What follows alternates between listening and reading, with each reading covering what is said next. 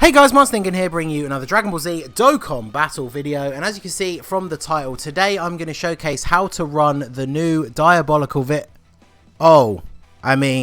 Inhuman Deeds team. If you didn't pull the LR, Nappa and Vegeta, oh god, that name is so bad. So obviously the banner is super bad, so you probably shouldn't summon on it. Now obviously if you watched my summon video from 5 o'clock this morning, I did get incredibly lucky, but I mean, we've all seen the videos where me and other people did not get lucky, so do not see that video and think that you should summon on the banner. But some people did, which means, as you can see here, we do have a friend, LR, Nappa and Vegeta, who... Oh wow, I didn't even check. They're only super attack 18 out of 20, but this is the only one that appeared on the friend list that actually had a dupe. There was a couple at 55%, so these guys have a dupe, so they have a little bit of extra additional and some crit. So I guess that kind of makes up for not being super attack 20. But so one of the things you can do, there's a couple of options, but what we are doing is running this guy here, the tech transforming Frieza, as the leader. Now this guy and the transforming Goku have always been really good to use as filler leaders for categories where you don't have the summonable leader, because obviously he gives extreme class units 3 key and HP attack and defense 120%. So what that means is every single one of these categories that he's on, as long as you can make a full extreme team, you can just use him as the leader and then bring the appropriate friend.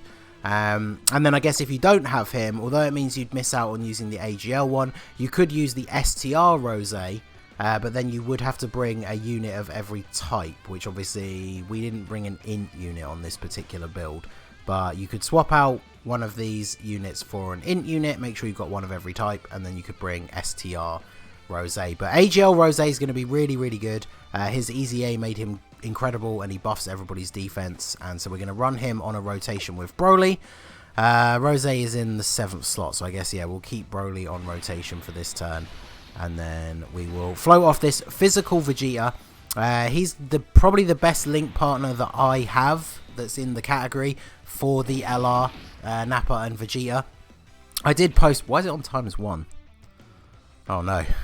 Why is it reset to -1? I'm going to have to wait until somebody does a normal attack so we can reset it. But so yeah, I posted a thing on Twitter yesterday. One of the things that's really annoying about LR, Nappa and Vegeta is the fact that they're the leader of the Inhuman Deeds category.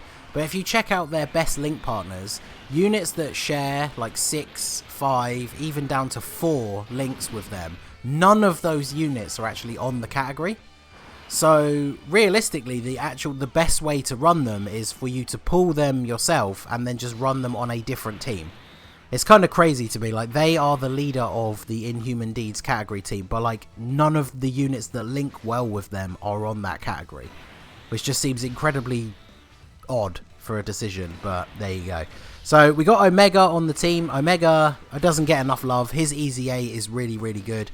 Obviously there's not a lot of units on this particular build that are also in the full power category for him to give support to, but he's just a good enough unit in and of himself, and we don't really use him very much, so I thought he would be a good addition.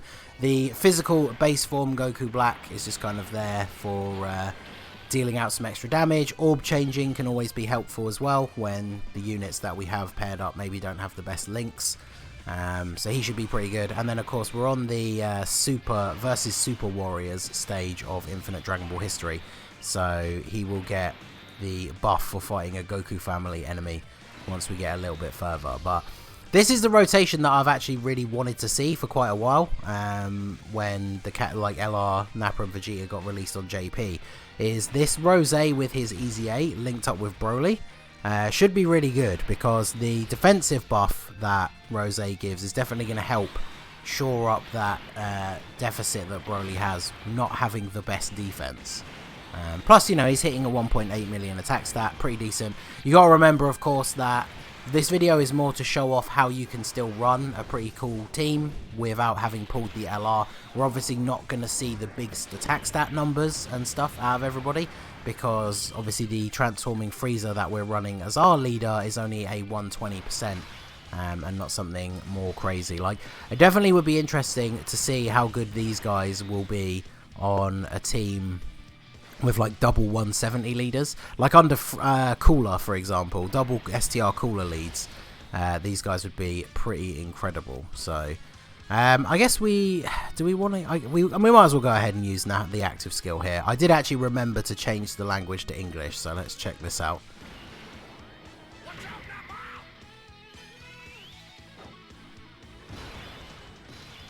So now we do get a debuff on our attack, but he will automatically dodge. I guess technically the best time to use it is really when they're getting attacked in the first slot, because part of Nappa's passive is to raise his attack when he successfully dodges. So really that's best used in something like Super Battle Road. If you take these guys into a Super Battle Road stage and you get one of those occasions where there's multiple attacks in the first slot, some before and some after you get to take your actual action, using it then is perfect, because not only are you going to dodge all those attacks, but all the ones that you dodge before you get your attack, you're going to get that extra buff. Actually, I believe it doesn't stack, you only get it once, but as long as there's one attack beforehand, that's going to be really good. And now we have Tech Broly transforming. We've got Rose here as well. I'm going to save the active skill for now, because we've got so much key and the support from the Rose that we can easily get the 18 key super here. And then I guess we'll give these to you as well. So considering we only have a 120 lead, we have quite a lot of HP overall as a total. You got to remember that the Nappa and Vegeta's leader skill is only 130%, but because we are running a couple of LRs and some decent EZA units, in fact I think almost every unit on the team is either an LR or is EZA'd other than transforming Frieza. So that's the thing, the category is a bit janky, but it does have some really powerful units on it. And obviously because we're running one of these longer form events, we are going to see probably all of Frieza's transformations. Really what we need now is we need to actually take some damage so we can transform with Nappa and Vegeta. So I'm going to go ahead and put them in the first slot. Let's grab those for you, and then we won't actually, can we get, no, yes we can, because Nappa and Vegeta give 4 key, so it's 4 key, 130%. So we're only getting the 12 key super here, which is of course the AoE, which you know, not really relevant in this particular scenario, but he still raises attack and defense for 1 turn and does the colossal damage to all the enemies. And then his 18 key is raises attack and defense, sorry, greatly raises attack and defense for 1 turn, does mega colossal and greatly lowers defense. So he gets 78% attack and defense, key 5 when HP is 78% or more, which has pretty much been the whole video so far. He gets an additional 78% within the same turn when evading, which, like I say, we've already used the active skill, and this guy doesn't have any dodge with the one dupe that he gave him, which is fair. Is Tech Broly on full power? Cool, yes he is. So this Omega going to be giving us a 2 key and 40% attack buff. I feel like we should probably go ahead and use the active skill here then for Broly, huh? Because this is going to do some insane damage. We've got the buff from Rose for his defense. We've got the support buff from Omega. The active skill, which is of course like the B-Pan thing, is calculated separately. So that all stacks on top as well. Actually, I should probably try not to pick up same type orbs, because ideally I do want to lose enough health to see the exchange with Vegeta, which I guess running a team where we're using a leader with a lower leader skill in theory should make it easier. Well, actually, here you go. Rose getting super attacked is wow, so only 58k. I forgot Rose's so good defensively after his EZA that he only took 58k from a type disadvantage super attack. And then Broly over 6 million on the attack stat. Goodbye Piccolo. No crit needed, almost 4 million damage. But now we get to the part where it does actually start to get a little bit harder, because Vegeta can't be attack lowered. In fact, actually, yeah, who do we put first? Yeah, I guess the LR does have more defense, because Vegeta really needs the super to get his defense up. So we'll go ahead and do that.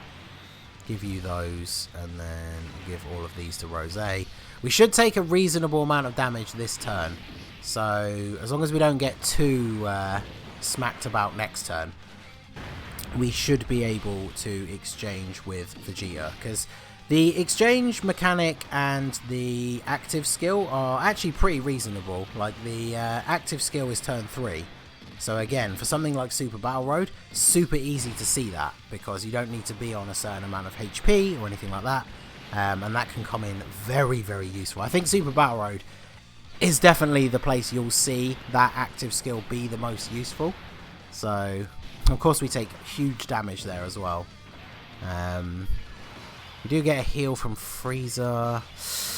I mean, this is going to be rough, because I obviously don't want to die here. Rose should have pretty good defense by now, though, right? Yes, he's at 86. Broly's going to raise his, although we're not going to get the 18 key super. Let's do this and then this. I think the defensive buff from Rose should hopefully keep us safe, because Broly shouldn't take too much damage. If Broly gets super attacked, I think that's probably the worst case scenario.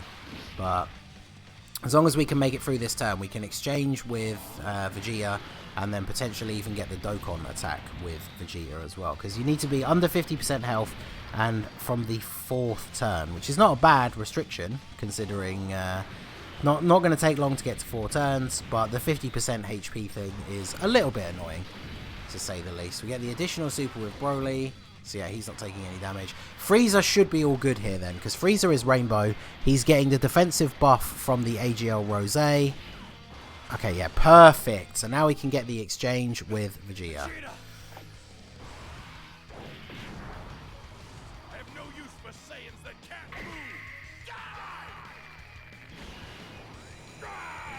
That is the most lackluster, like, gah.